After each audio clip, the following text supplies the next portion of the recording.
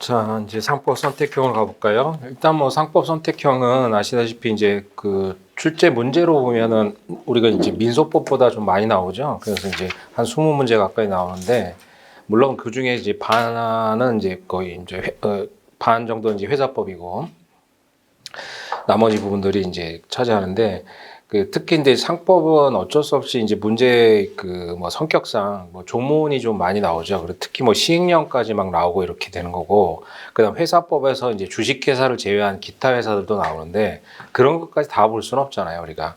그래서 어차피 뭐 선택형 70문제 중에서 뭐 한 50개 정도만 맞아도 뭐 훌륭한 거니까, 그러니까 포기할 건 포기하고 선택형 대비로는, 그러니까 이제 회사법 위주로 보면서 이제 회사법에서는 주식회사, 그러니까 총칙하고 주식회사 파트를 위주로 보고요. 그 밖에 회사는 뒤에 뭐 문제 보시면 아시겠지만 그렇게 뭐 많이 출제가 되지는 않으니까, 그런 부분들은 이제 변시에 출제됐던 거 위주로만 보시고 나머지는 뭐 포기를 해야죠. 그다음에 이제 시행령도 막 나오는데 그거 다 체크하다 보면 오히려 중요한 걸 놓칠 수 있으니까 버릴 건 버리고 뭐 그 정도로 가고요. 그다음에 이제 엄수표는 그래도 지금은 계속 사례로도 나오고 선택형에서도 한 4문제 가까이 나오니까 엄수표는 좀 봐야 되고, 이 보험법이 문제인데, 그러니까 보험법이 뭐 한두 문제 정도 출제가 되고 또 주관식은 아직까지 안 나와서 좀 애매하긴 한데, 그래서 보통 뭐 매년 그 10월 11월 때 뭐 특강 형식으로 보험법도 하곤 했었는데요. 그거는 조금 이제 고민을 좀 더 해보고, 그다음에 이제 상총 상행위, 그다음에 회사법 총칙, 주식회사, 여기까지는 뭐 중간식으로도 굉장히 중요한 부분이라 이제 꼼꼼하게 보되, 뭐 시행령이나 이런 자질구레한 것들은 어느 정도 포기를 해서 이제 그렇게 버릴 건 버리고 좀 집중을 하면 20문제 중에서 그래도 뭐 한 15, 13문제, 15문제 정도 그렇게 이제 맞출 수 있을 테니까, 그렇게 좀 준비를 하는 방향으로 해보죠. 자, 그래서 뭐 진행 방법은 뭐 민법, 민소 똑같으니까요. 그래서 3페이지 가셔서, 그래서 그 일장의 상인을 보시면, 그러니까 상인 자격의 취득 시기, 이건 뭐 중요한 부분이죠. 그래서 이제 회사는 민사 회사든 상사 회사든 설립 등기를 하면은 그때부터 상인 자격을 취득하는 거고, 그래서 이제 자연인이 문제가 되죠. 그래서 특히 자연인 같은 경우는 이게 이제 상법, 소멸시효 같은 경우도 상법이 적용되느냐 민법이 적용되느냐 이런 문제가 생기기 때문에 이 사람이 상인이냐 이게 문제가 되죠. 그래서 그 2페이지에 해설의 판례를 보면, 뭐 최근도 아니지만, 그러니까 상인 자격 취득과 관련해서 최초의 보조적 상행위를 통해서 상인 자격을 취득하는데, 그건 뭐예요? 행위자가 직접 상인이 될 때죠. 그래서 행위자가 주식회사 설립한다. 그러면은 설사 자기가 대표이사가 되더라도 주식회사가 상인이지 자기는 상인이 아니기 때문에 상법 적용이 되지 아니한다. 이게 문제가 되죠. 그래서 이제 상사시효냐, 그다음에 상사 이율이냐 이런 것들이 문제가 되니까. 그래서 1번의 해설을 보시면, 영업자금 차입 행위는 행위 자체 성질로 봐서는 상행위를 준비하는 행위라고 할 수 없지만, 그러니까 돈을 빌리면 돈을 왜 빌리는지는 알 수가 없잖아요. 그걸 뭐 사업을 하려고 하는 건지 아니면 이사 가는데 뭐 잔대금이 부족해서 빌리는지 알 수가 없죠. 그 얘기죠. 행위 자체 성질로 봐서는 알 수가 없어요. 근데 첫 번째, 행위자의 주관적 의사가 영업을 위한 준비 행위고, 두 번째, 상대방도 행위자의 설명에 의해서 영업을 위한 준비 행위라는 점을 인식했다. 그럼 뭐예요? 그때 이제 최초의 상행위가 된다는 거죠. 그래서 상법이 적용된다. 그 두 가지를 기억하시고, 그럼 판결지 2번에 영업을 준비하는 행위가 보조적 상행위로서 상법이 되려면 뭐예요? 행위자가 직접 상인 자격을 취득해야 된다 이거죠. 그래서 행위자 스스로 상인 자격 취득을 전제로 하기 때문에 자기 명의로 상행위를 해야 되잖아요. 그래서 상인 자격 취득하고자 준비 행위를 한다면 이게 최초의 보조적 상행위가 돼서 상인이 되면서 상법이 적용되는데, 다른 상인의 영업에 의한 준비 행위, 거기서 다른 상인이 누구예요? 밑에 나오지만 주식회사를 설립하려고 하는 거죠. 그때는 자기의 보조적 상의가 될 수 없다. 그래서 여기에 회사가 상법에 따라 상인으로 의제, 그러니까 회사는 민사회사든 상사회사든 무조건 상인이죠. 그래서 이제 회사가 되면 어떤 일을 하든 상인이잖아요. 그래서 상인으로 의제된다고 하더라도 대표 기관은 상인이 아니죠. 그래서 여기가 이제 사실관계죠. 대표이사 개인이 회사 자금 사용하기 위해서 돈을 빌리더라도 이거는 뭐예요? 자기가 스스로 상인이 되는 것이 아니기 때문에 상행위가 아니어서 뭐야? 상사 채무가 아니니까 민법상 채무가 된다 이거죠. 따라서 회사 설립을 위해서 개인이 한 행위는, 이게 또 중요한 게, 이제 설립 중 회사의 요건을 갖추면은 설립 후 회사로 채무가 승계되겠지만, 그건 설립 중 회사 요건을 별도로 검토해 봐야 된다는 거예요. 따라서 설립 중 회사 요건을 못 갖췄는데도 불구하고 그 판결이 3번 보면 바로 위에, 장래 설립된 회사가 무조건 상인이라는 이유만 가지고 그 대표이사가 되는 자의 금전 차용 행위가 상이가 되느냐? 아니다라고 본 거죠. 그래서 상인 자격 취득과 관련된 뭐 중요한 판례가 출제가 된 거고 이건 주관식으로 중요하죠. 그래서 그 판결의 3번이 사실관계잖아요. 그래서 갑이 을등과 함께 시각 장애인용 블록을 제조하는 공장을 운영하기로 한 다음에 병한테 돈을 빌리는 거죠. 그래서 그러면서 기존의 을이 병에게 부담하고 있던 채무를 연대보증까지 추가로 한 거예요. 그래서 이제 주식회사를 설립한 거잖아요. 그래서 밑줄 치면 바로 위에 정회사를 설립해서 자기가 대표이사가 됐다. 그래도 회사가 상인이지 대표이사가 상인이 아닐까요? 그래서 밑줄 친 부분에 자기가 직접 자기 명의로 뭐 사업을 하는 게 아니라 정주식회사 사업과 관련해서 이제 금원을 빌렸기 때문에 갑은 상인이 되는 게 아니다 이거죠. 그래서 마지막 세 줄에 갑의 차용 행위를 보조적 상행위로서 개업 준비 행위 등에 해당되느냐? 아니다라는 거예요. 그럼 뭐예요? 민법상 소멸시효 10년이 적용되는데 원심은 뭐예요? 5년으로 봤잖아요. 그래서 위법하다. 근데 그런 것들이 이제 특히 이제 기록형에서는 이제 민법 상법을 한꺼번에 검토하기 때문에 이게 상사시효인지 상사이율인지 이런 게 문제가 되죠. 리딩 판례로 좀 준비하시면 되겠고. 그다음 3페이지에 상업사용인의 1번으로 가셔서 바로 해설 볼까요? 그러니까 지배인이 뭐예요? 그러니까 민법상 그러니까 상법상 상업사용인은 3명인데 얘네들은 다 민법상 대리인이죠. 그러니까 대리권이 있어야 되잖아요. 물론 이제 그 의제 상업사용인은 대리권은 필요 없지만 지배인하고 부분사용인은 대리권이 있어야죠. 그래서 1번 해설 보면 지배인의 행위가 영업주 영업인신지 여부는 행위 당시 주관적 의사와는 관계없이 객추로 판단하잖아요. 객관적 성질에 따라 추상적. 그러니까 주관적 의사 위에다가 배임의사 이렇게 써놓으시면 되죠. 배임의사. 그러니까 이건 민법에서 마찬가지잖아요. 그러니까 대리권 범위 안에서 행위했다면 설사 내부적으로는 횡령의 의도, 배임의 의도로 했더라도 일단 뭐예요? 유권 대리 안에 들어가는 거 아니에요?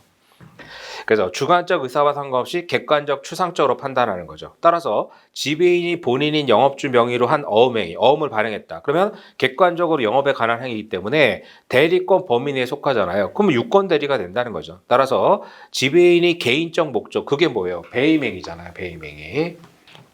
그래서 본인인 영업주가 아니라 자기나 제3자 이익을 위해서 하는 거잖아요. 그래서 개인적 목적을 위해서 어음행위를 했더라도 일단 뭐예요? 행위 효력은 영업주에게 미치죠. 그리고 마지막 문장을 이해해야 돼요. 이러한 법리는 표현 지배인도 마찬가지다. 그러니까 항상 이제 그 민법에서 그렇지만 구조 자체가 예를 들어서 A가 상인이죠. 그리고 뭐 이제 B가 지배인이에요.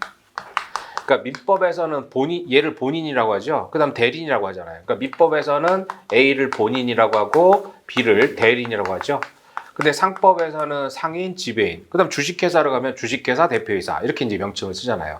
그래서 B가 뭐예요? 이 지배권의 범위, 즉 지배권은 대리권이잖아요. 대리권 범위 내에서 뭐예요? 이제 A 명의로 어음을 발행한 거죠. 그러니까 나중에 어법에서 보시겠지만 뭐 약속어음 이래가지고 그러니까 수취인이 뭐 시, 귀하 이렇게 쓰잖아요. 그래서 발행인 오른쪽 밑에다 쓰는데 A, 지배인, B 이제 이렇게 발행을 한 거 아니에요. 그래서 C를 줬단 말이죠. C를. 그럼 C가 뭐 D한테 배서할 수도 있고 뭐 C가 가지고 있을 수 있고 그럼 만기가 되면 D는 뭐예요? 상인인 본인에게 어음금 청구를 하죠.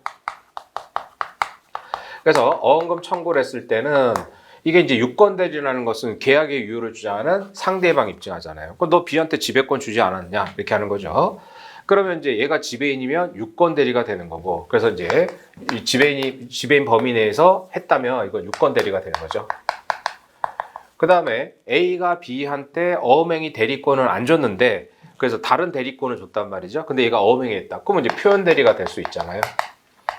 그래서 유권 대리든 표현 대리든 다 계약의 유효를 주장하는 상대방. 어음도 마찬가지죠. 어음금 청구하는 자가 네가 B한테 어음 발행의 대리권을 주지 않았느냐. 그럼 유권 대리다. 또는 기본 대리권, 올권행위 정당한 이유가 있어서 표현 대리다 등을 입증해서 유권 대리나 표현 대리를 통해서 계약상 이행 청구인 어음 청구를 하면 A 측에서 뭐로 한다는 거예요? 대리권 남용에 항변을 하는 거죠. 그래서 대리권 남용이고 그거에 대해서 네가 알았거나 알 수 있지 않았느냐. 그러니까 이 어음행위는 무효다. 이렇게 항변하는 구조잖아요. 그러니까 민법에서 보신 거하고 똑같죠. 나중에 주식회사 가면 또 나오는 거고. 그 문장이에요. 그러니까 지배인의 행위가 이게 영업주 범위 내냐 의도하고 상관없단 말이죠. 그러니까 지배인의 의도가 배임의사였더라도 객관적으로 유권대리나 표현대리가 되면 일단 상인은 계약상 책임을 지고 다만 이 지배인의 대리권 남용에 대해서 상대방이 알았거나 알 수 있으면 민법 107조 1항 단서 유추에 따라 그걸 무효로 만들 수 있는 거잖아요.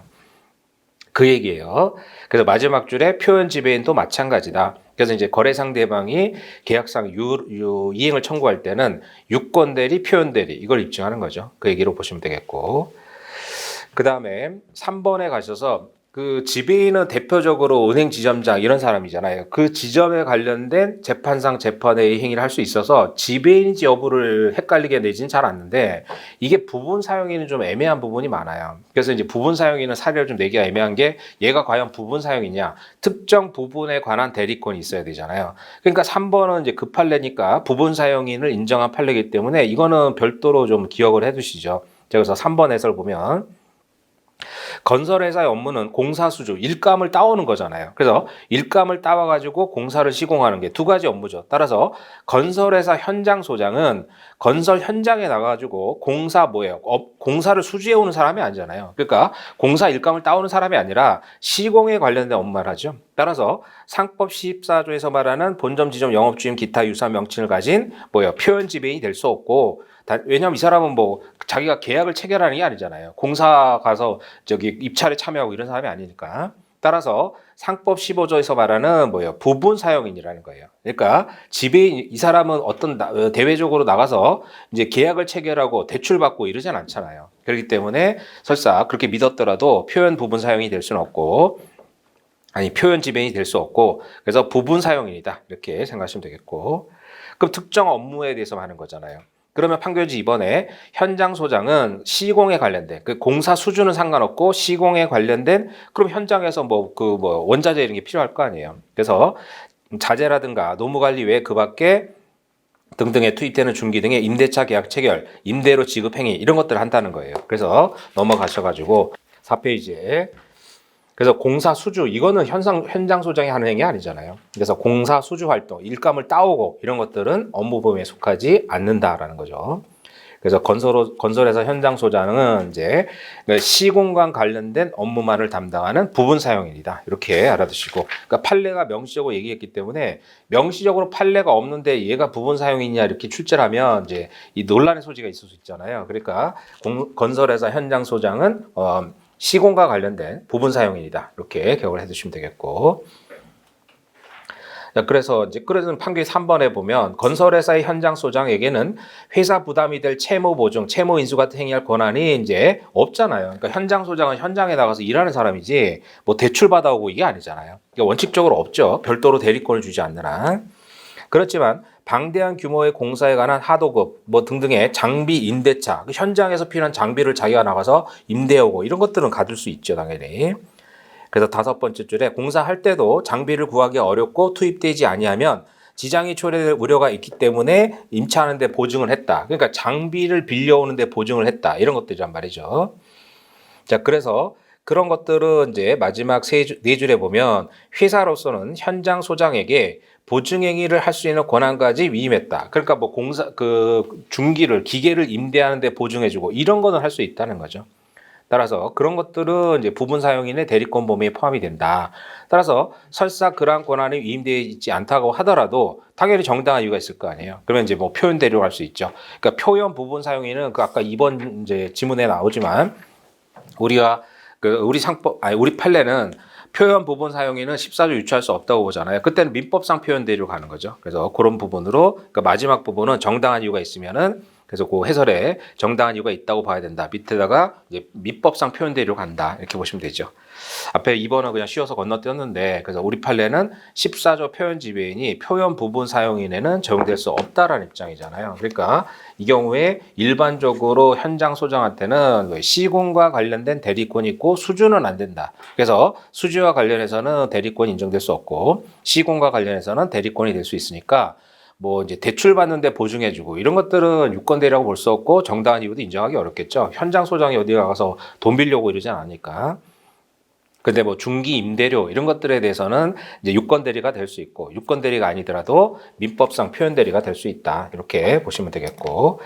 그래서 그런 것들이 이제 부분 사용인에서 굳이 사례로 내면 이제 나올 수 있는 부분이라서 말씀드린 대로 부분 사용인은 이제 애매하기 때문에 뭐 자재과장 보통 기존에 이제 학설들의 내용들 보면 자재과장 뭐 영업 담당 이사 뭐 이런 사람들을 뭐 부분 사용인으로 보고했었는데 판례가 없는 사람들은 좀 애매하잖아요. 그러니까 이거는 명시적으로 판례가 판시해줬고 최근에 선택형이 나왔으니까 그 얘기를 좀 알아두시고요.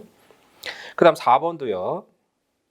전상 해설해 보시면 전상 개발 장비 구매와 관련된 실무 총괄하는 상업 사용인의 지위에 있는 자가 그러니까 요것만 담당하는 거잖아요. 그래서 이런 사람들을 뭐로 봐요? 부분 사용인으로 보죠. 회사의 새로운 채무 부담 발생시키는 지급 보조 이런 건 못 하잖아요. 그러니까 부분 사용인들이 새로 뭐 신규 대출을 받고 이런 건 못 하죠. 그래서 부분 사용인의 권한에 속하지 아니한다 이런 얘기죠. 그럼 이제 그럼 사례로 나오면 어떻게 되겠어요? 근데 부분 사용인은 이제 그 행위에 대한 전상 개발 장비 구매와 관련된 대리권 있잖아요. 근데 월권 행위를 했죠.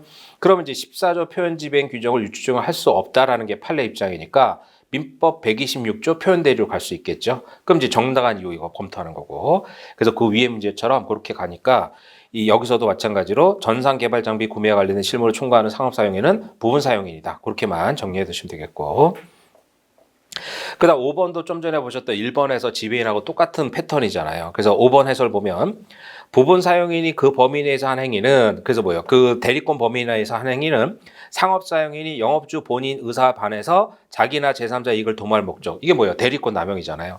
그래서 대리권 남용이라도 일단 영업주 본인한테 유효하지만 상대방이 뭐예요? 배임이사를 알았거나 알 수 있었을 때는 107조 1항 단수 유추에 따라서 뭐예요? 계약이 즉 이 부분 사용인이 한 계약이 무효가 되는 거잖아요. 그래서 그 패턴의 문제예요. 그러니까 거래 상대방은 상인 본인에게 계약상 청구를 하면 유권이나 표현으로 청구하고 그럼 본인 측에서는 대리권 남용에 대해서 네가 알았거나 알 수 있지 않았냐 이렇게 해서 무효로 만들 수 있는 거죠. 그 패턴의 문제로 알아두시고 특히 여기서는 그 4페이지 메뉴에 3번과 4번을 통해서 물론 지배인은 이미 출제가 됐는데 부분 사용인은 좀 내기가 애매하지만 그래서 이런 부분에 판례가 명시적으로 부분 사용인이라고 판시해줬고 최근 판례니까 그러니까 최근 기출문제잖아요. 그러면 최근에 기출문제로 선택형이 나온 건 교수님들의 관심이 있기 때문에 이게 사례에서 쟁점이 될 수 있으니까 부분 사용인 있고 3번, 4번은 좀 체크하시고 그 다음 넘어가서 상호로 가볼까요? 상호에서는 이제 상호 전용권하고 명의대여자가 중요한데 상호 전용권은 최근 한 3년 전인가 사례로 출제가 됐죠. 그래서 이제 명의대여자가 특 A급 문제인데 상호에서는 자, 그 1번 해설을 보면 자, 명의자가 타인과 동업계약 체결하고 공동 명의로 사업자 등록한 다음에 타인으로 하여금 동업자죠. 사업을 운영토록 허락. 그러니까 뭐예요? 자기 이름을 빌려준 거잖아요. 자기 이름을 빌려줘서 공동 사업자 등록시키고 그다음 타인이 운영을 한 거죠. 그럼 거래 상대방도 당연히 공동 사업자명이니까 공동 사업주로 오인해서 거래했다는 거예요. 그럼 외관을 형성시켰으면 자기가 설사 그 다른 그 타인과 동업 계약을 해지했더라도 외관까지 제거를 해야죠. 그래서 세 번째 줄에 명의자가 탈퇴하고 사업자 등록을 타인 단독 명의로 변경했더라도 이제 뭐예요? 그것만 가지고는 안 된다는 거죠. 그래서 거래 상대방에게 알리는 등의 조치를 취하지 않아서 그럼 거래 상대방이 계속 사업자 등록을 떼볼 수는 없잖아요. 그러니까 처음에 계약 체결할 때 쟤네들이 공동 사업자였기 때문에 중간에 뭐 탈퇴하고 변경했더라도 계속 거래할 때마다 뭐 사업자 등록을 확인할 수는 없으니까. 그래서 오인하게 시켰다면은 탈퇴에 의해 상대방과 사이에 이뤄진 거래에 대해서도 뭐예요? 명의대여자 책임을 부담한다 이거죠. 그러니까 이런 판례를 모르면 사례 문제 풀 때 판단을 잘못할 수 있잖아요. 그러니까 사업자 등록을 그 세 번째 줄에 타인 명의로 변경했으니까 외관이 제거됐으니까 더 이상 책임 안 진다 이렇게 판단할 수도 있잖아요. 그럼 잘못 판단하는 거죠. 그래서 계약 체결할 때마다 계약서 쓸 때마다 사업자 등록 확인할 수는 없으니까 그래서 처음에 자기가 공동 명의로 했다면 설사 사업자 등록을 단독 명의로 변경했더라도 그것만 가지고는 안 되고 이제 오인하지 않도록 대외적 거래에 대해서도 이제 외관을 없애야 된다 그렇게 이제 생각하시면 되겠고 그다음 밑줄 친 부분에 명의대여자 책임은 명의자를 사업주로 오인해서 거래한 제3자 거래 안전이잖아요. 따라서 그러면 이제 제3자의 선의와 관련해서는 이제 선의와 관련해서는 학설은 다수설, 뭐 거의 통설인데 선의의 의미에 대해서는 다 학설의 다수는 다 선의 무중과실이란 말이죠. 무중과실. 즉 선이라도 중과실이 있으면 뭐예요? 악의로 보겠다 이거잖아요. 그러니까 상법에서 선의는 이제 우리 판례 아니 다수설은 무조건 선의 무중과실이에요. 그러니까 이제 뭐 잘 모르겠으면 일반론처럼 쓰면 되죠. 선의 무중과실해야 된다. 그래서 이제 판례 있는 것들만 따로 외우시면 돼요. 판례 있는 거. 그래서 판례 있는 건 따로 외워서 판례는 이렇게 쓰시면 되고, 그 다음에 시험장에서 잘 모르겠다. 그러면 이제 통설의 입장에 따라서 그냥 선의 무중과실이다. 이렇게 쓰면 되는 건데, 여기 이제 판례가 있잖아요. 그래서 이제 그 판례 있는 것들만 자꾸 외워두셔야 돼요. 그래서 밑줄 두 번째 줄, 상대방이 명의되어 사실을 알았거나 모른데 중과실. 그래서 중과실 때는 뭐예요? 명의되어자는 책임 안 지죠. 그래서 명의되어자에게 책임을 물으려면 제3자가 뭐예요? 선의 무중과실해야 된다 이거죠. 그 다음 입증 책임은 제3자의 선의는 다 추정이 되잖아요. 그러니까 명의대여자가 네가 악이나 중과실이다 입증한다 이거죠. 그래서 그 이제 선의와 관련해서 명의대여자에 대해서는 우리 판례가 선의 무중과실 요구한다 이렇게 좀 알아두시고, 그래서 판례 있는 것들을 별도로 좀 외워야 되니까요. 그 얘기를 보시면 되겠고, 그 다음에 2번 해설 가셔가지고, 이것도 뭐 용당 정미소라서 뭐 유명한 판례 중에 하나죠. 오래됐지만, 피고는 용당 정미소라는 상호를 가지고 경영하던 정미소 자체를 갑에게 임대를 했어요. 갑은 같은 상호를 그대로 사용하면서 경영을 했다는 거죠. 그럼 이제 외부 사람들은 뭐 저기 이런 걸 잘 모를 거 아니에요. 그래서 실질적인 경영 주체가 바뀌었다는 걸. 그래서 갑이 임차인이 정미소를 경영하는 동안에 원고로부터 백미를 보관하고 전표를 발행했고, 원고가 피고를 영업주로 오인했다는 사실이 인정된다면 뭐예요? 피고는 책임을 면할 수 없다. 그러니까 이제 뭐예요? 임대차를 준 거잖아요. 그래서 임차인이 보관을 하고 보관 전표를 발행했는데, 예, 임대인이 그 보관 맡긴 사람은 뭐예요? 결국 이제 피고가 영업주라고 오인한 거잖아요. 그래서 명의대여자 책임을 부담한다 이거죠. 그래서 그 명의 안에는 상호 이런 게 들어가니까, 그래서 그 뭐 오래된 판례지만 그렇게 해서 결국 이제 이런 것들이 기록형에 나오면 이제 그 원고는 뭐예요? 그 피고 즉 임대인을 상대로 반환 청구를 할 수 있겠죠. 얘기해 보시고, 그다음 7페이지로 가셔서 벌써 두 번 출제된 지문인데 그 해설 보세요. 판결지 1번은 뭐 그 명의대여자 책임의 일반론이잖아요. 그래서 금반원 외관주의 법리에 따라서 명의대여하여 영업을 하게 한 경우에 대여자가 영업주인 줄 알고 거래한 선의의 제3자. 그래서 그 선의는 아까 1번에서 보셨다시피 선의 무중과실 요구하고, 그래서 명의 차용 대여자도 함께 책임지는 거죠. 따라서 여기가 이제 문제인데요. 밑줄 친 부분에 명의 대여자는 상인이 아니어도 상관없잖아요. 그러니까 명의 차용자는 영업하니까 반드시 상인이지만 대여자는 상인이 아니어도 돼요. 그래서 그 판결지 2번에 가서 보시면 뭐예요? 그 당시 직화시였죠. 그래서 사단법인이 인천 직화시로부터 병원을 임대받아서 경영하고, 그래서 뭐예요? 명칭이 인천 직화시립병원 이렇게 했단 말이에요. 그럼 사람들이 다 인천시가 운영하는 것으로 생각할 거 아니에요. 따라서 그러니까 인천시라고 생각을 하기 때문에 인천시는 상인이 아니잖아요. 그래도 명의대여자 책임을 진다 이거죠. 그래서 이제 그런 부분이 되는데, 근데 문제는 이제 그런 요건을 갖추면 뭐 될 수 있는 거고, 근데 문제는 그 밑줄 친 부분에서요, 명의대여자는 상인이 아니어도 상관없단 말이에요. 근데 그 뒤에 명의 차용자의 영업이 상행위가 아니라도 위 법리, 즉 명의대여자 책임의 법리를 적용하는데 아무런 영향이 없다. 그래서 이게 이제 해석상 문제예요. 그래서 바로 위에 그 양가로 2번 지문 보시다시피 그걸 그대로 잘라서 냈잖아요, 교수님들이.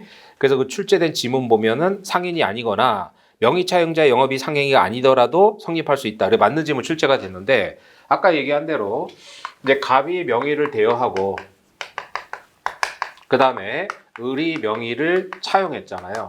그러면서 그 상법 조문 보세요. 상법 24조 조문을 보면 이게 이제 그 문제인데, 그래서 상법 24조의 명의대여자 책임, 타인에게, 그 타인이 명의 차용자잖아요. 자기의 성명 또는 상호를 사용해서 뭐요? 영업을 할 것을 허락한 자는 이렇게 돼 있잖아요. 그러니까 명의 차용자는 명의 차용해서 뭐예요? 영업을 한단 말이죠. 영업. 그러니까 명의 차용자가 상인이 안 될 수가 없어요. 그러니까 명의 대여자는 상인이 아닌 건 맞죠. 아니어도 되는데 명의 차용자가 상인이 아닐 수가 없단 말이죠. 이 사람은 이름 빌려서 영업을 하니까. 그럼 이 판례에서 문장이 지금 명의 차용자의 영업이 상행위가 아니라 하더라도 적용한다. 그러니까 이제 이 판례 요지는 그대로 외워둘 수밖에 없고요. 그렇게 출제가 됐으니까. 그래서 이제 학설에서는 뭐라고 해석하냐면, 거기서 말하는 상행위가 그러니까 반드시 영업적 상행일 필요는 없다. 그래서 그렇게 이제 해석을 해요. 학자분들이. 그래서 영업적 상행위가 아니어도 되고, 그러니까 뭐라는 거예요? 보조적 상행이어도 된다. 뭐 이렇게 이제 좀 약간 어거지 같긴 하지만 그렇게 해석을 하거든요. 그러니까 이 문장 자체를 떼서 보면 좀 이상하잖아요. 그러니까 명의 차용자는 영업을 하는 건데 그럼 상인이 아닐 수가 없단 말이에요. 근데 이 문장 판례에서는 명의 차용자의 영업이 상행위가 아니라도 이렇게 돼 있잖아요. 그래서 거기 생략된 말이 영업적 상행위가 아니라도 보조적 상행이면 된다. 이런 의미로 해석을 한다는 거죠. 다수설이. 그렇게 이해하셔야 되는 문장이에요. 그래서 그렇게 좀 이해를 해두시고, 그래서 그대로 이제 출제를 끊어서 하신 거니까 그렇게 이해하시고, 그 다음에 뭐 나머지는 뭐 조문들이니까 그런 거 여러분들이 보시면 되겠고, 자 8페이지로 가셔가지고 8페이지에 보시면 자 10번에서요. 10번에서 그 출제된 지문을 보면 명의 차용자의 불법 행위에 대해서도 명의대여자 책임이 성립하느냐. 그러니까 영업을 허락하면은 이제 명의 차용자가 한 영업 행위에 대해서는 명의대여자도 같이 분쟁 내 책임을 지는데 명의 차용자가 불법 행위를 했단 말이죠. 그럴 때도 명의대여자가 책임지느냐. 그러니까 이제 학설은 그 불법 행위를 나누잖아요. 그래서 이제 뭐 매도를 하면서 기망하는 것 같은 거래 행위적 하고 교통사고 같은 이제 사실행위적 불법행위를 나누는 게 통설적 입장인데 우리 판례는 그렇게 안 나누고 안 된다라고 보죠. 그래서 10번 해설을 보면 명의대여자 책임은 차용인과 상대방 거래 행위로 생긴 채무에 관해서 대여자를 진실한 상대방으로 오인하고 신뢰한 제3자 보호잖아요. 그래서 우리 판례는 뭐예요? 불법 행위에는 신뢰 관계가 없다라는 거죠. 그래서 불법 행위에는 피해자가 대여자를 영업주로 오인하고 있다고 하더라도 오인과 피해 발생 사이에 인과관계가 없다고 보죠. 그래서 불법행위, 즉 명의 차용자의 불법행위에 대해서 불법행위 피해자가 명의 대여자에게 24조에 따른 대여자 책임 물을 수는 없다라는 게 판례 입장이죠. 다만 이제 비교 판례로 가서 사용자 책임이 성립할 수 있겠죠. 그래서 을이 뭐 갑의 피용자인데 갑의 이름, 즉 을이 자기 이름 하면은 장사가 안 될 것 같으니까 갑의 이름을 할 수 있잖아요. 그럴 때는 뭐예요? 그 피해자는 갑에게 사용자 책임 물을 수 있겠죠. 그래서 비교 판례 보시면 명의 사용을 허가받은 사람이 업무를 수행할 때, 그래서 외형 이론이죠. 직무집행 과정에서 고의가 실로 다른 사람에게 손해를 끼쳤다면 명의 사용을 허가한 사람은 뭐예요? 사용자 책임이 성립될 수 있다. 이걸 놓치면 안 돼요. 사례로 나올 때는. 그럼 이제 사용자 책임의 그 뒤에는 일반론이잖아요. 사용관계 여부는 실제적으로 지휘감독하고 상관없이 객관적으로 지휘감독할 지위에만 있으면 되잖아요. 그러니까 단순히 뭐 친구한테 이름을 빌려줬다는 때는 사용자 책임 성립하기 어렵겠지만 그래서 이제 명의 대여자가 명의 사용자를 지휘 감독하는 객관적 관계에 있을 때 그래서 자기 종업원인데 내가 이제 뭐 한 6개월 쉬려고 했더니 그러니까 저 종업원이 그럼 사장님 제가 사장님 명의로 장사할게요 이랬단 말이에요. 그럼 사용자 책임 될 수 있죠 그때는. 그래서 그렇게 연결해서 나올 수 있으니까 두 가지 판례를 연결하셔서 우리 판례는 불법 행위에 대해서는 신뢰와 오인 사이에 인과관계가 없다. 그래서 인과관계가 없기 때문에 불법 손배를 명의대여자에게 물을 수는 없다. 근데 사용자 피용자 관계가 성립하면 명의대여자에게 사용자 책임 물을 수 있다. 이렇게 보는 거죠. 그런 얘기로 좀 정리해 두시고 그 다음 11번도요. 그래서 이 판례도 좀 해석상 논란의 여지가 있는데 보통 명의 차용자가 영업을 하다 보면 종업원을 둘 수밖에 없잖아요, 대부분. 그래서 을이 명의 차용을 해가지고 병이라는 피용자를 통해 가지고 장사하다 보면 뭐 종업원 둘 수밖에 없죠. 그래서 피용자를 통해 가지고 제3자 정과 거래 행위를 했어요. 그래서 결국은 이제 정한테 손해가 생겼을 때 정이 명의 대여자에게 명의 대여자 책임 물을 수 있느냐? 우리 판례는 원칙적으로 안 된다고 보는 거죠. 자, 그래서 11번 해설을 보면 첫 번째 좀 맨 뒤부터요. 명의 대여자가 영업주로서 자기의 성명이나 상호 사용을 허락했을 때는 명의 차용자가 법률행위 함으로써 지게 된 거래상 채무의 변제 책임이잖아요. 그래서 여기에 근거한 밑줄 친 부분에 대여자의 책임은 명의 사용을 허락받은 자, 즉 명의 차용자의 행위 하나고 명의 차용자의 피용자 행위에 대해서까지 명의 대여자의 책임이 미칠 것은 아니다. 이렇게 보고 있잖아요. 그러니까 그거 그대로 출제를 하신 거니까 이렇게 출제가 되면 이제 맞는 지문으로 선택을 하시면 돼요.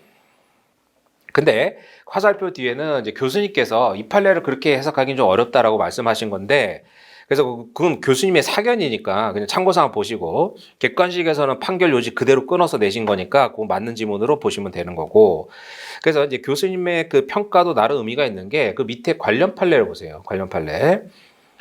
자, 그래서 세 번째 뒤에부터 건설업 면허를 대여한 자는 자기 성명 상호를 사용해서 건설업 할 것을 당연히 허락하죠. 근데 건설업에서는 하도급이 일반적으로 수반되잖아요. 그렇기 때문에 건설업 면허를 오른쪽 첫 번째 줄에 대여받은 명의 차용자가 면허를 사용해서 대여자 명의로 하도급 거래할 수도 있잖아요. 그러니까 하도급 거래하는 것도 허락했다고 봐야 된다는 거예요. 그래서 면허를 대여한 자를 영업주 주체로 오인한 하수급인에 대해서도 명의 대여자로서의 책임을 진다 이거잖아요. 그러니까 갑이 건설업 면허를 을한테 대여를 했어요. 근데 을이 이제 공사를 하다 보면 하도급을 줄 수 있잖아요. 그래서 을이 공사하는데 뭐 이렇게 창호 공사를 병한테 하도급을 줬다. 그래서 병이 하수급인 이렇게 되는 거죠. 그래서 을이 하도급인. 그러니까 을이 뭐예요? 갑의 이름으로 병한테 하도급을 준 거잖아요. 자, 그래서 명의대여자 책임을 지고 면허를 대여받은 자를 대리 대행한 자가 면허를 대여한 자의 명의로 하도급 거래할 때도 마찬가지다. 그러니까 뭐예요? 면허를 대여받은 자를 대리 대행한 자가 이럴 때도 명의대여자가 책임을 진다. 이렇게 보고 있죠. 그래서 그 판례를 좀 별도 알아두시고, 그래서 이제 교수님의 취지는 그 지금 출제된 그 판례 자체가 단순히 피용자 행위에 대해서는 미치지 아니한다. 이렇게 보면 이제 그래서 이 판례를 그거 그대로 해석하면은 아니 명의 차용자들은 보통 영업을 할 텐데 영업을 하면 자기가 장사할 때 직접 안 하고 종업원을 둘 거 아니에요. 그럼 종업원과 거래한 사람들이 명의대여 책임 못 묻다고 하면 저기 부당하지 않느냐 이런 문제가 있는데 판례가 교수님 말씀은 그걸 고지고대로 그렇게 볼 필요는 없다 이런 얘기죠. 그래서 이제 그 화살표 뒤에 있는 교수님 견해는 참고서만 보시고 그 뭐 판례 객관식에서는 판례 요지를 지금 끊어서 내고 있으니까 그냥 11번 지문처럼 출제가 되면 그냥 판례 요지 끊어서 내서 맞는 지문이구나 이렇게 보시면 되겠고, 그다음 관련해서 이제 관련 판례도 뭐 하도급 거래에서 공사에 대한 뭐 하도급 거래 현재 그 실제 그 현황을 고려한 판례긴 하지만 그거 자체를 좀 알아두시고 별도로. 그다음에 뭐 12번은 뭐 저 명의대여자 명의차용자는 뭐 부진정 연대 이거만 잘 아실 테니까 넘어가시고, 그다음 밑에 판례들은 다 앞에서 봤고요. 10페이지로 가셔가지고 10페이지에 그러니까 민법상의 부진정 연대를 상법에서도 물어보면 얘네들이 부진정 연대다 뭐 이렇게 갈 수 있잖아요. 그래서 이제 부진정 연대로 돼서 그 10번의 메뉴에 3번 해설에서 그 두 번째 밑줄친 부분에 그럼 부진정 연대는 변제 대물연재 공탁 상계를 제외하고는 다 상대여잖아요. 예, 그런 것들을 이제 상법 문제에 끼워서 낼 수 있겠죠. 그 얘기가 되는 거고. 그래서 5번 해설로 가서 보시면 부진정 연대 채무 관계에 있는 채무자들을 공동피고로 이행소송이 제기됐을 때, 자, 그래서 그럼 우리가 이게 이제 민소법 문제랑 연결해서 나오는 거잖아요. 그러니까 소송의 형태 이제 물어서 보는데, 그러면 우리가 이제 병합은 이제 그 주관적 병합에서 뭐 객관적 병합도 마찬가지지만, 자, 통공일 때는 뭐예요? 통공일 때는 전부 승소를 각각의 피고들에 대해서 전부 승소를 원하는 거죠. 전부 승소. 그러니까 갑이 이제 을하고 병한테 청구를 해요. 그래서 을은 이제 명의 대여자, 그 다음에 병은 명의 차용자 이렇게 되는 거죠. 그럼 얘네들은 실체법적으로 어떻게 돼요? 조문 24조에는 연대라고 돼 있지만 실체법적으로는 부진정 연대잖아요. 정확하게. 조문은 연대지만 부진정 연대로 해석하는 게 동설 판례 입장이죠. 그럼 부진정 연대 채무자에게 채권자가 소송할 때는 어떻게 돼요? 두 명 다한테 승소를 원하는 거죠. 연대나 부진정 연대 다 마찬가지잖아요. 주채무자 보증인 다 마찬가지죠. 그래서 둘 다 피고들한테 다 승소를 원하는 거죠. 물론 집행할 때는 을한테 받아간 만큼 이제 그건 변제 효과 생기니까 병에 대한 청구권은 그만큼 소멸하지만 판결은 다 승소 판결을 원하는 거잖아요. 그러니까 뭐예요? 이게 예비적 공동소송 이런 게 아니라 그냥 통상의 공동소송 이렇게 되는 거다 이거죠. 그래서 5번 해설에서 부진정 연대 채무 관계에 있는 채무자들을 공동피고로 이행소송이 제기됐을 때 공동피고에 대한 각 청구는 법률상 양립할 수 있잖아요. 그게 뭐예요? 을한테도 승소, 병한테도 승소 이렇게 되는 거죠. 당연히. 그렇기 때문에 민소법 70조에 규정된 예비적 선택적 공동소송이 아니죠. 그러니까 예비적 선택적 공동소송은 핵심이 뭐예요? 양립 불가능하잖아요. 그러니까 피고들 사이 양립이 불가능한 건데 여기는 양립이 가능해서 을에 대해서도 승소, 병에 대해서 승소 이거잖아요. 그러니까 뭐라는 거예요? 통공이란 얘기죠. 그래서 예비적 선택적 공동소송이 아니고 그러니까 필공과 관련된 67조가 준용이 안 되죠. 그럼 뭐예요? 통공은 민소에서 말씀드린 대로 상소 불가분이 적용되지 않는다고 그랬잖아요. 그래서 상소로 인한 확정 차단 효력도 상소인과 상대방 사이에서만 생기고 다른 소송인의 관계는 안 미친다. 뭐예요? 상소 불가분 원칙이 적용되지 않는다고 그랬잖아요. 통상의 공동소송에서는. 그래서 결론은 통공이다. 그러니까 이제 실제법적으로 다 승소를 원하는 거죠. 그러니까 물론 이제 을한테 받아간 만큼의 변제 액수가 효과가 생기니까 을한테 받아간 만큼 집행이 되면 그 한도 내에서 이제 병에 대한 집행 채권액은 줄어들지만 둘 다 승소를 원하는 거잖아요. 주채무자, 보증인, 연대채무자 다 마찬가지죠. 다 소송으로 가면 통공이잖아요. 채권이 받을 수 있는 금액이 정해졌다고 해서 뭐 필공이 되는 건 아니죠. 그런 형태로 뭐 주관식에서도 끼어서 나올 수 있으니까 그런 얘기로 보시면 되겠고, 그 다음에 11페이지로 가셔가지고, 자 11페이지에서 그 16번을 보시면요, 16번 그 상호 전용권과 관련된 23조인데 이것도 뭐 중요한데 그 최근 한 3년 전인가에 사례로 출제가 됐었죠. 뭐 당분간은 근데 또 벌써 또 뭐 그것도 한 3, 4년 지났으니까 다시 나올 수 있겠지만 제가 볼 때는 이 상호 전용권은 이제는 기록형으로 대비해야 돼요. 사례 나왔으니까. 그러니까 일반적인 그냥 우리가 이전 등기 말소 청구하잖아요. 그거랑 똑같이 상호를 특정한 다음에 말소 등기 절차를 이행하라. 이런 형태로 이제 기록형 대비를 하셔야 돼요. 자, 16번에 보시면 23조는 누구든지 부정한 목적으로 오인할 수 있는 상호를 사용하지 못한다고 돼 있는데 이때는 뭐예요? 타인의 영업으로 오인할 수 있는 상호는 영업과 동종 영업에 사용되는 상호만을 한정하는 게 아니죠. 그러니까 요즘은 상호를 보면 저게 무슨 가게인지 잘 모르는 상호들이 많잖아요. 그러니까 동종 영업에 한정되지 않는다. 그래서 영업의 성질 등등에 비춰서 밀접 관련성을 가지고 있는 경우로서 주체가 서로 관련돼 있는 것으로 생각하거나 또는 그 타인의 상호가 현저히 널리 알려져 있어서 그래서 저 회사가 이런 일도 하는구나 이렇게 생각할 수도 있잖아요. 그래서 기업의 명성으로 해서 신뢰를 획득한 경우에 있어서는 중요한 게 영업의 동일성은 필요 없다 이런 얘기죠. 그러면 이제 그 부정한 목적으로 오인할 수 있는 상호를 사용했다 이렇게 보는 거고, 그래서 영업 동일성은 요건이 아니다 이렇게 보시면 되겠고, 그래서 그 판결지 2번부터가 사실관계잖아요. 그래서 그런 것도 변형해서 그대로 나올 수 있죠. 뭐 기록형 같은 데서도 뭐 합동이란 말 대신에 뭐 다른 말 써가지고 합동공업사와 충주 합동레카는 이 합동이란 말이 중요 부분이 동일하잖아요. 그래서 전체적 객관적으로 관찰할 때 서로 유사하지 아니하여 온동 우려는 없다. 그러니까 이제 합동이란 말이 있는데 공업사는 뭐예요? 공업사는 자동차 수리해 주는 데고 레카는 이제 자동차 끌고 가는 데잖아요. 그러니까 중요 부분이 합동이란 말이 공통되지만 하는 일이 완전히 다르잖아요. 공업사하고 레카는 다른 말이고. 근데 합동이란 말을 많이 쓰잖아요. 그래서 판결 3번에 보면 그게 이제 사실관계죠.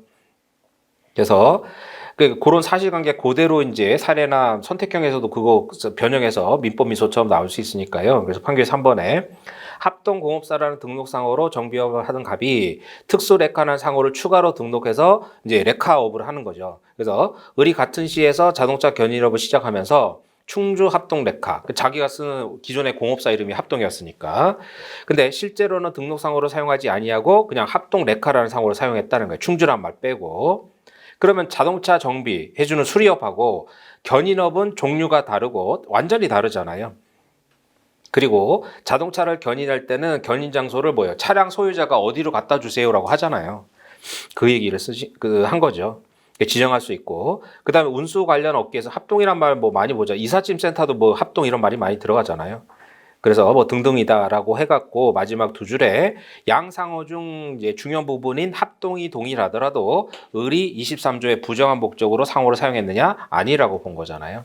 이제 그런 사실관계를 그대로 압축해서 나올 수 있으니까, 그래서 이제 중요 부분이 동일하다고 해서 무조건 23조에 해당되느냐? 그건 아니라는 거고.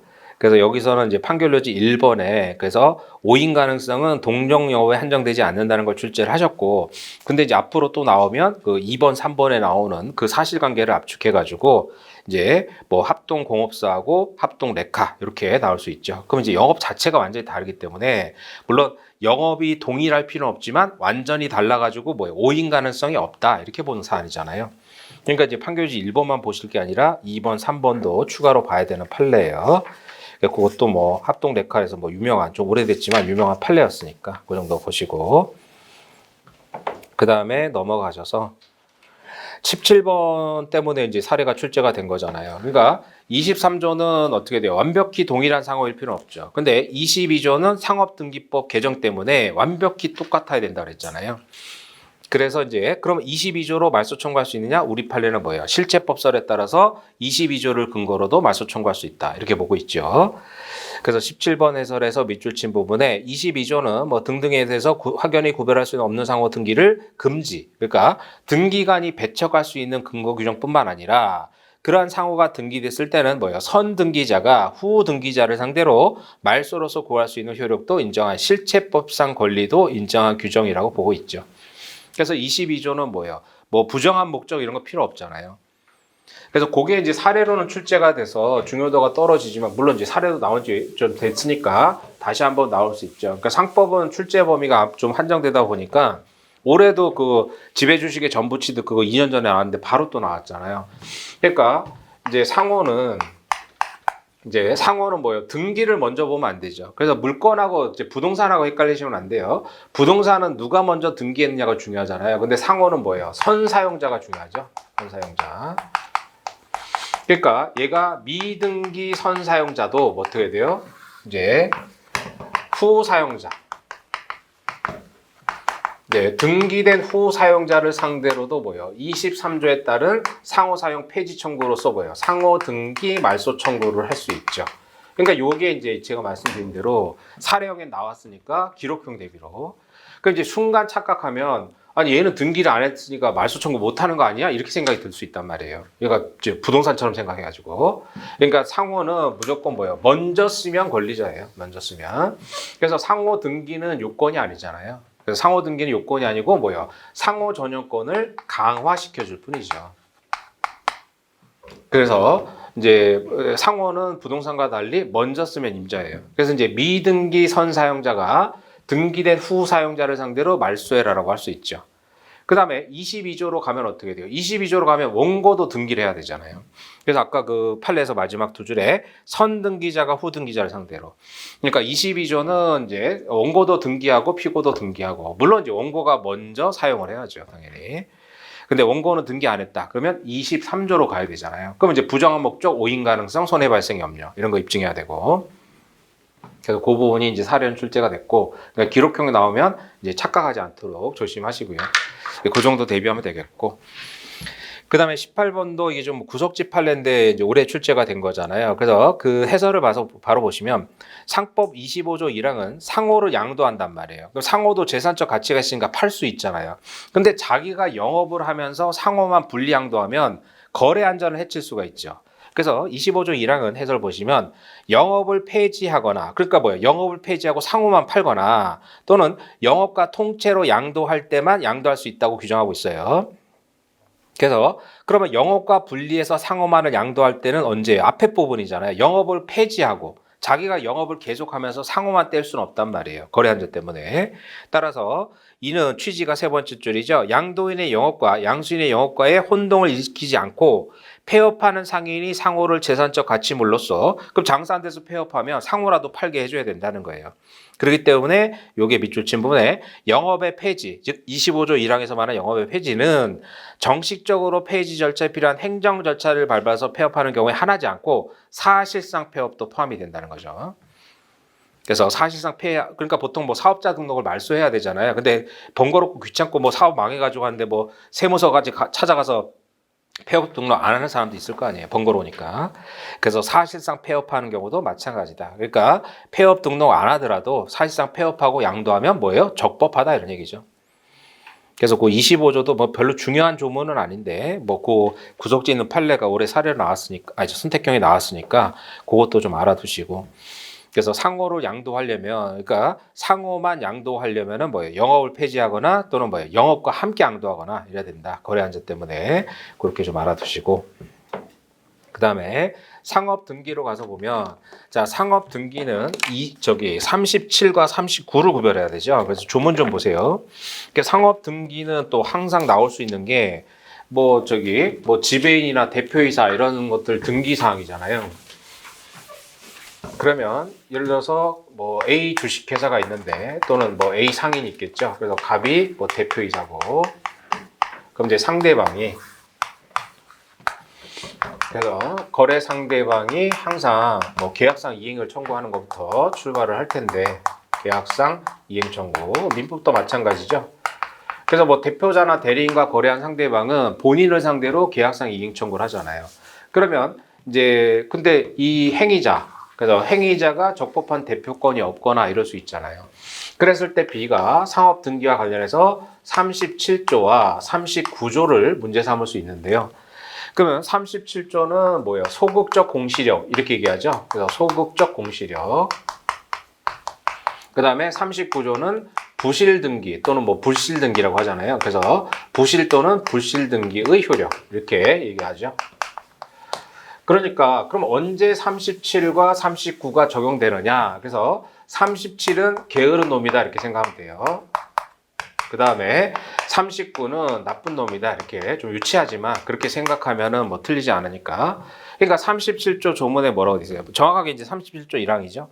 그래서 37조 1항 등기할 사항은 등기하지 않았잖아요. 게으른 거란 말이죠. 등기할 사항은 등기하지 아니하면 선의의 제3자에게 대항하지 못한다. 그 게으른 거잖아요. 그러니까 등기할 사항을 등기 안 하면 뭐다? 37조 1항의 소극적 공시력이에요. 물론 거기 선의의 개념에 대해서 판례가 없어요. 그러니까 다수설은 선의 우중과실로 해석하고 판례는 없고 그렇게 되는 거죠. 그러니까 37조 1항은 등기할 사항을 등기 안 하면 선의의 제3자에게 대항하지 못한다. 그래서 B가 뭐예요? B가 이제 37조를 주장할 수 있죠. 니네 등기할 사항 등기 안 했다. 그래서 37조는 게으른 놈한테 적용된다. 이렇게 생각하시면 되고. 그럼 39조는요. 자, 39조 보면 부실 등기 또는 뭐 불실 등기 이렇게 있잖아요.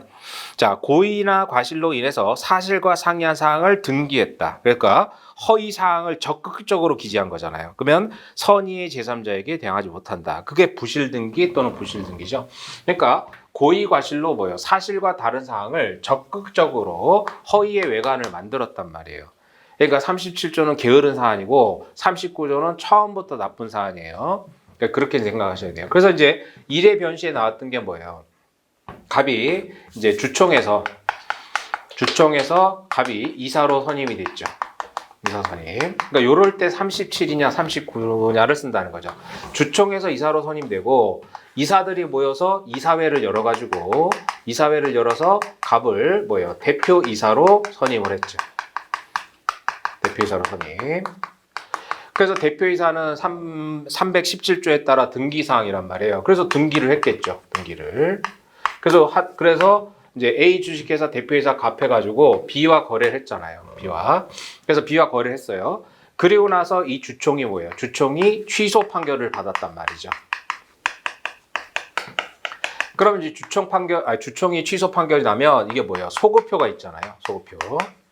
그래서 이제 상법상 소송에서 소급표 있는 것도 뒤에 한번 정리할 거예요. 그 주총 취소 판결은 소급표가 있는데 그럼 소급해서 얘가 뭐가 돼요? 소급해서 무권 대표가 되죠. 그럼 이 등기는 뭐예요? 등기는 생각해 보면 선임할 때는 취소되기 전이니까 등기할 때는 취소되기 전이니까 유효하고 그럼 얘가 이제 취소 판결이 났으면 소급해서 대표이사가 아니면 변경 등기를 해야 되니까 이거 게으른 거 아니냐 이런 생각이 들 수 있잖아요. 근데 아니라는 거죠. 왜요? 소급표가 있기 때문에 처음부터 잘못된 등기지 이건 변경 등기를 게을리한 게 아니죠. 그러니까 생각해 보면 뽑을 때는 등기할 때는 아직 취소되기 전이니까 대표이사에서 등기를 제대로 했고 그 다음에 취소 판결 받으면 이거 빨리 변경 등기해야 되는 거 아니냐? 아니잖아요. 이미 거래를 해버렸으니까. 그러니까 이건 소급표 때문에 처음부터 대표이사가 아닌 애를 대표이사로 등기한 거니까 게으른 게 아니라 나쁜 거란 말이에요. 그러니까 이때 B는 뭘 청구해야 돼요? 39조로 가야 돼요. 그래서 1의 변시에 나왔던 게 39조로 청구하는 이런 문제였죠. 그러니까 소급표 때문에 게으른 거냐 나쁜 거냐? 이거 뭐야? 나쁜 거란 말이죠. 게으른 게 아니라. 그러니까 변경 등기를 게을리한 게 아니잖아요. 그래서 37과 39를 정리하고 이거는 뭐 항상 나올 수 있으니까 그래서 뭐 대표이사 그다음에 뭐 지배인 이런 애들이 등기 사항이잖아요. 그러니까 등기 사항은 특히 주식회사로 가면 뒤에서 보시겠지만 317조가 등기 사항이에요. 그러니까 그런 거 상법상 뭐 등기 사항 문제 되면 그거 체크하시면 되는 거니까요. 그래서 37과 39의 문제를 좀 정리를 하시고 그 다음에 그러면 이제 13페이지에 2번으로 가셔가지고 그러면 이제 이것도 뭐예요? 불실 등기 39조도 외관주의 법리잖아요. 외관주의 상법에서 문제가 되는. 그럼 외관주의는 상법상 다 뭐예요? 외관의 존재, 부여, 신뢰 이 요건이죠. 외관의 존재, 외관의 부여, 외관의 신뢰 이렇게 돼 있잖아요. 그럼 부여와 관련해서는 본인한테 귀책 사유가 있어야 되죠. 그러니까 A 회사가 갑이 뭐 대표이사가 아닌데 이렇게 허위의 외관을 만들어주고 뭐 이런 경우인데 부여와 관련해서 문제가 되는 게 이 본인이 되는 회사나 상인이나 영업주가 뭐 명시나 묵시적으로 어떤 권한을 부여한 게 아니라 갑이 뭐요? 스스로 허위의 외관을 만들어가지고 내가 A 회사의 대표이사다 이러고 돌아다닌단 말이에요. 그런 것들을 이제 A 회사가 뭐요? 방치했을 때 알면서 그러니까 방치했을 때 어느 정도 방치의 정도에 대해서 갑의 행위에 A가 책임을 지느냐 이게 이제 문제가 되죠. 그러니까 자기들이 스스로 갑에게 허위의 외관을 만들어줬을 때는 외관의 부여가 당연히 되니까 A 회사는 책임을 지는 게 맞는데 허위의 외관이 만들어지는 거에 대해서 이제 회사가 스스로 어떤 권한을 부여해 준 게 아니라 이러한 무권자가 스스로 허위의 외관을 만들고 다녀요. 그러면 회사 입장에서 어느 정도 이제 인식을 했을 때 회사한테 책임을 물리겠느냐? 우리 판례는 다수설은 당연히 악의중과실 방치죠. 근데 판례는 딱 39조랑 395조 딱 두 군데 판례가 있어요. 그래서 뭐예요? 악의에 한정이 된다 이거죠. 그래서 악의 방치에 알면서 방치했을 때만 외관주의 법률에 따라서 회사가 책임을 진다는 거예요. 따라서 몰랐다면 설사 중과실이 있더라도 회사는 책임을 안 진다. 계약상 책임을 안 진다 이거죠. 그래서 2번이 그 얘기예요. 그래서 2번에 보면 해설에서 39조는 고의과실로 스스로 사실과 상이한 내용을 등기 신청함으로써 부실의, 즉 불실의 사실을 등기한 자는 나쁜 놈이잖아요. 자기가 적극적으로. 그래서 선의의 제3자에게 대항할 수 없다는 취지이기 때문에 신청권자가 아닌 제3자가 위조 등의 방법으로 명의를 도용해서 부실 등기한 경우와 같은 경우에는 비록 제3자가 등기 명의를 도용해서 할 때 신청권자는 회사일 거 아니에요. 회사에게 과실이 있더라도 이거를 신청권자 스스로 한 것과 동일시할 수는 없다. 그리고 이미 경로되어 있는 부실 등기를 여기잖아요. 알면서 방치. 그러니까 회사가 적극적으로 해준 게 아니라 제3자 갑이 신청 서류를 위조해서 했단 말이에요. 그랬을 때는 뭐예요? 알면서 방치한 것이 아니고 그래서 몰랐다면은 시정하지 못한 점에서 뭐예요? 과실이 있더라도 스스로 다른 등기한 것과 동일시할 수는 없다는 거죠. 그래서 그 아래줄 맨 뒤에 정도가 어떠하든 과실이 있다는 사유만 가지고 39조를 적용할 수는 없다. 그래서 뭐예요? 정도가 어떠하든 그러니까 과실의 정도가 중과실이든 경과실이든 몰랐다면 선이라면 설사 중과실이 있더라도 책임 안 진다. 이런 얘기잖아요. 그래서 악의 방치에 한정한다는 뜻이죠. 그래서 이제 외관의 부여와 관련해서 그러니까 본인이 이렇게 허위의 외관을 만드는데 관여를 했다면 당연히 책임진다. 근데 관여한 게 아니라 허위의 외관을 제3자가 스스로 만들었을 때 본인이 회사가 어느 정도 인식일 때 책임을 지느냐. 우리 판례는 딱 두 군데밖에 없어요. 39조랑 395조 표현대표이사. 그래서 알면서 방치했을 때만 본인이 책임지고 몰랐다면 설사 중과실이 있더라도 책임 안 진다라고 본 거죠. 판례가. 그래서 그 판례를 두 가지를 39, 395 두 가지를 좀 알아두셔야 되겠고 자, 그 다음에 3번은 아까 보신 대로 뭐예요? 주청 결의가 취소되면 소급표가 있기 때문에 이게 변경 등기를 게을리한 것이 아니라 처음부터 잘못된 등기죠. 그래서 37의 문제가 아니라 39의 문제다 이거예요.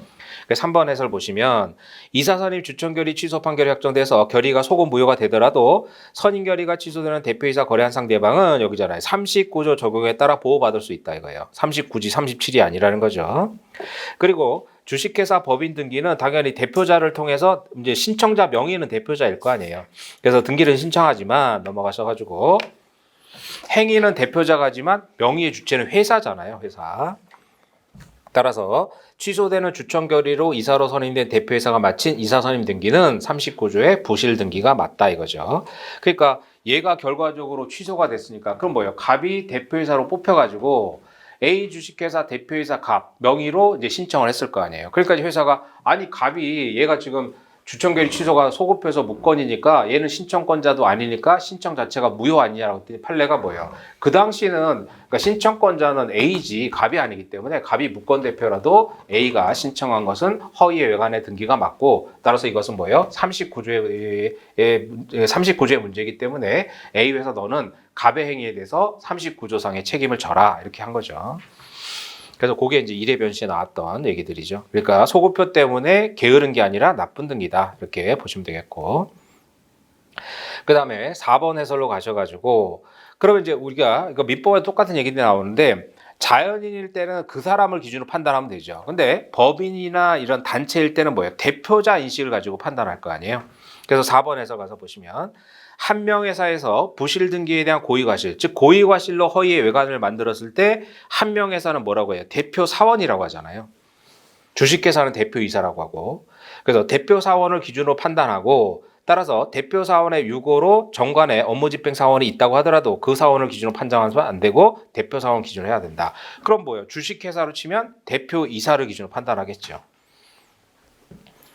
그래서 그거는 뭐 39조의 문제뿐만 아니라 일반적으로 뭐 회사가 선이냐 악이냐를 판단할 때는 대표자 인식을 기준으로 판단하죠. 그러니까 한 명 회사에서는 대표 사원이라고 하고 주식회사에서는 대표이사라고 하고 그 얘기죠.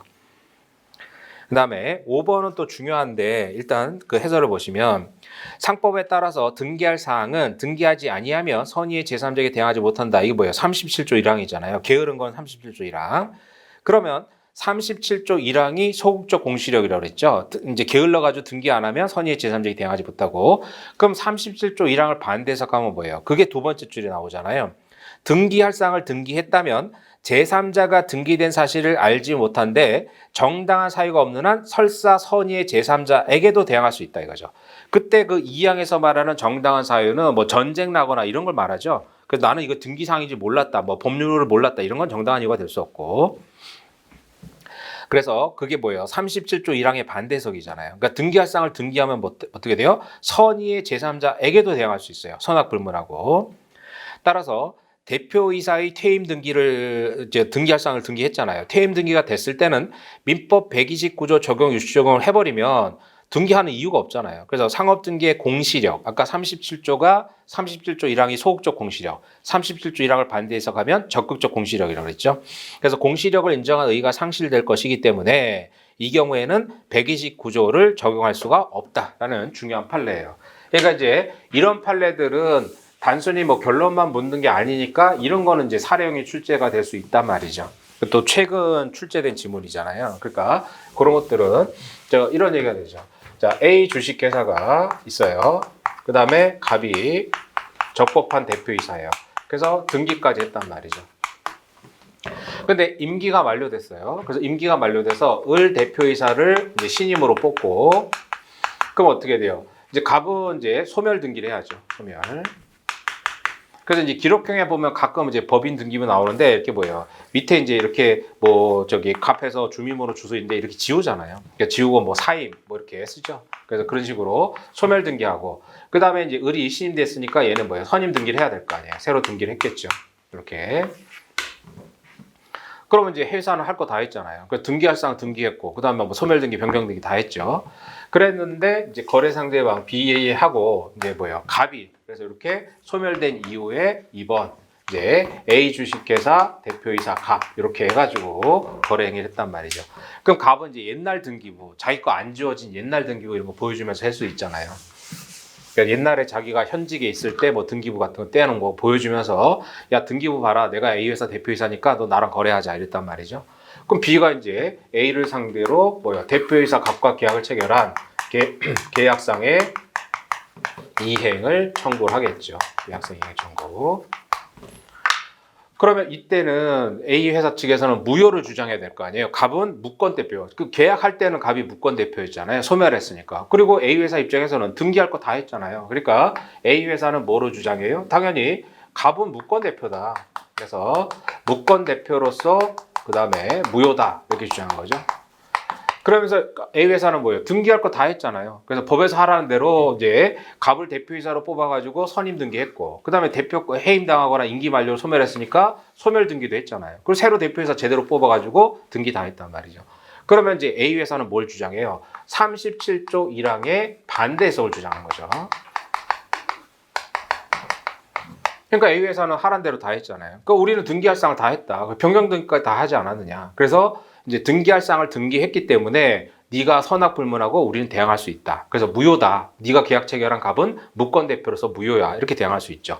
그랬을 때 뭐예요? B 측에서 야 민법 129조 기존에 얘가 대표자 대리인이었으니까 민법 129조를 적용하겠다. 판례 뭐예요? 이거 안 된다는 거죠. 이거는.